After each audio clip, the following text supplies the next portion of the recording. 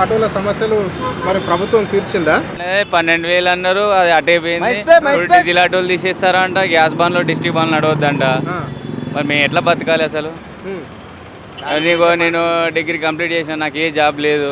Auto తోలుకోవడానికి Warangal నుంచి ఇక్కడికి వచ్చిన. అంటే కాంగ్రెస్ గవర్నమెంట్ ఒకటే సంవత్సరంలో 2 లక్షల ఉద్యోగాలు ఇస్తున్నది, నువ్వు డిగ్రీ కంప్లీట్ చేసిన అంటావు. ఎక్కడ ఇచ్చింది నోటిఫికేషన్? ఎక్కడ ఇచ్చింది? అన్ని ఎగ్జామ్స్ రాస్తున్నారు కదా ఇప్పుడు. ఏమో ఎవరికి ఎవరు రాష్ట్రంలో ఎప్పుడు విడుదల చేస్తుండో అర్థం కావట్లేదు అసలు. మరి ఈరోజు ఇదే డ్రెస్లో అసెంబ్లీలో పోయారు టీఆర్ఎస్ ఎమ్మెల్యేలు. ఎందుకని మా గురించి కొట్లాడడానికి వెళ్ళారు. ఆటో డ్రైవర్లు అప్పుడు టీఆర్ఎస్ ప్రభుత్వంలో ఇంత ఒక్క మాట కూడా అని, ఒక డ్రైవర్ని కానీ ఒక ఆటో అని కానీ, ఇంకా వాళ్ళు అది ట్యాక్సీ రద్దు చేసిండు టీఆర్ఎస్ ప్రభుత్వం. వీళ్ళు 12,000 ఇస్తున్నారు, ఇంతవరకు ఏం లేదు. చాలా ఆటోల వాళ్ళు ఇప్పటికి ఎంత 12 మందో 12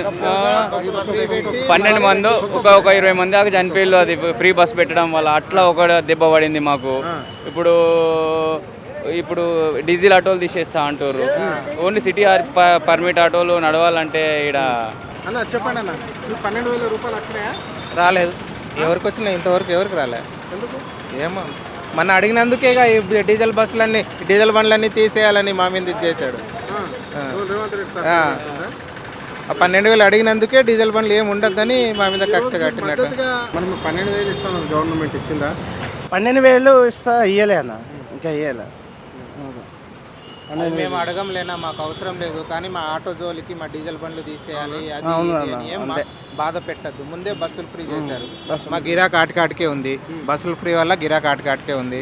పైనుంచి మళ్ళీ డీజిల్ బండ్లు తీసేయాలి అవి అని అంటున్నారు. ఉన్నట్టుండి అలా చెప్తే మేము ఏం చేయాలి చెప్పు?